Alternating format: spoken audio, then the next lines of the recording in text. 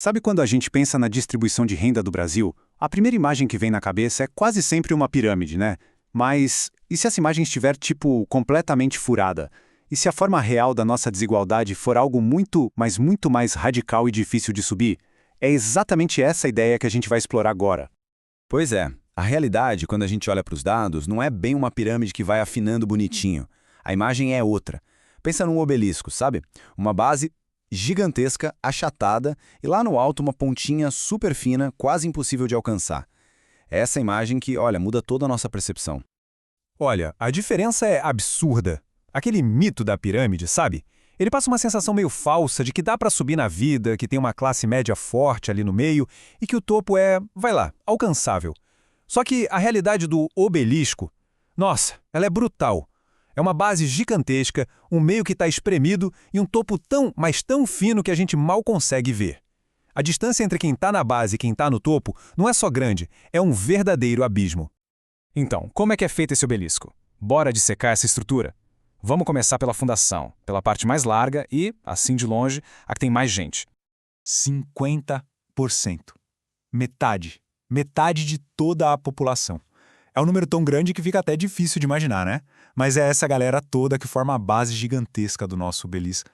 E aqui está o alicerce desse obelisco. 50% da força de trabalho no Brasil vive com menos de um salário mínimo e meio. Gente, aqui a gente não está falando de luxo, de comprar coisas legais. A gente está falando de uma luta diária, básica, para sobreviver. Esse grupo enorme, que mistura trabalhador com carteira assinada e uma multidão de informais, é quem apanha o primeiro e mais forte da inflação, principalmente da comida e do desemprego.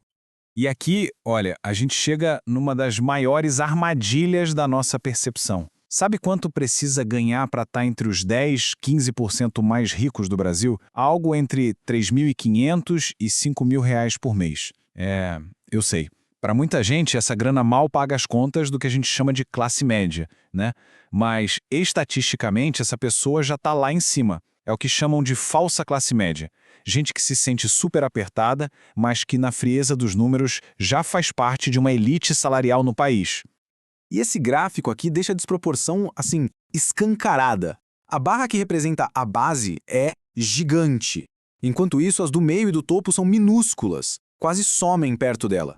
Essa é a foto perfeita do obelisco. Uma estrutura que é sustentada por uma maioria esmagadora para o benefício de uma minoria, ínfima.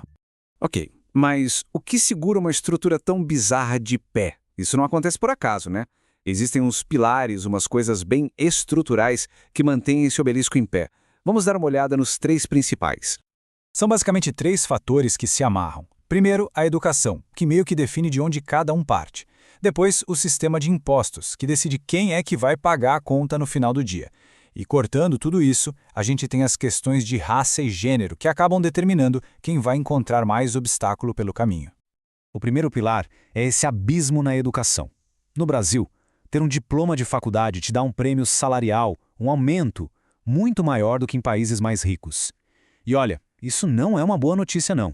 Pelo contrário, isso mostra que falta gente qualificada. E essa falta de gente qualificada acaba prendendo a maioria da população em empregos que produzem pouco e, claro, pagam muito mal.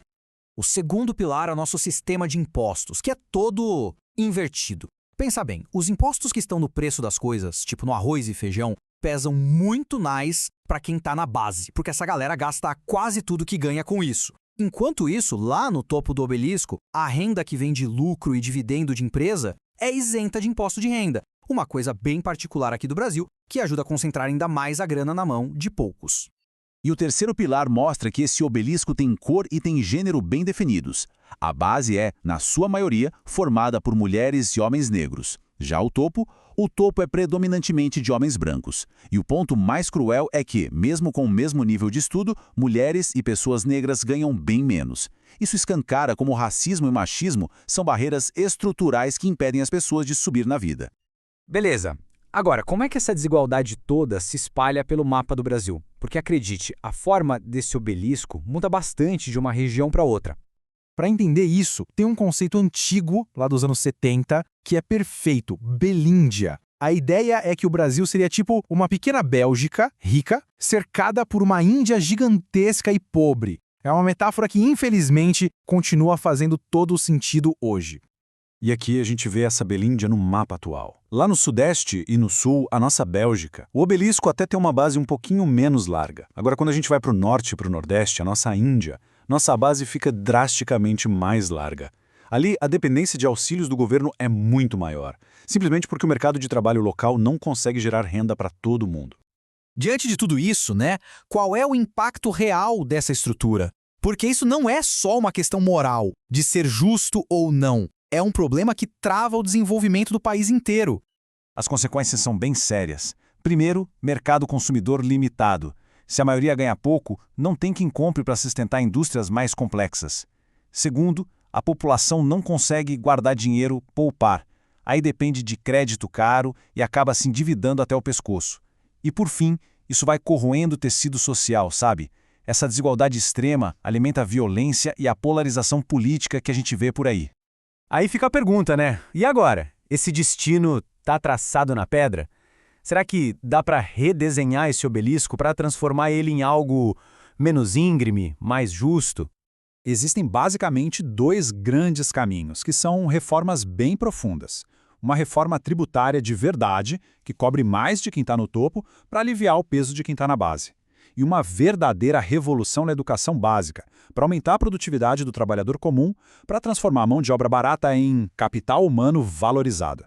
E a gente termina com essa reflexão. Se a gente não encarar de frente essas questões estruturais, a imagem do obelisco vai continuar sendo o retrato mais fiel do Brasil. Uma base imensa, sustentada com muito suor e quase nenhum retorno, um topo fininho que concentra toda a prosperidade da nação. Mudar essa geometria talvez seja o maior de todos os desafios do nosso país.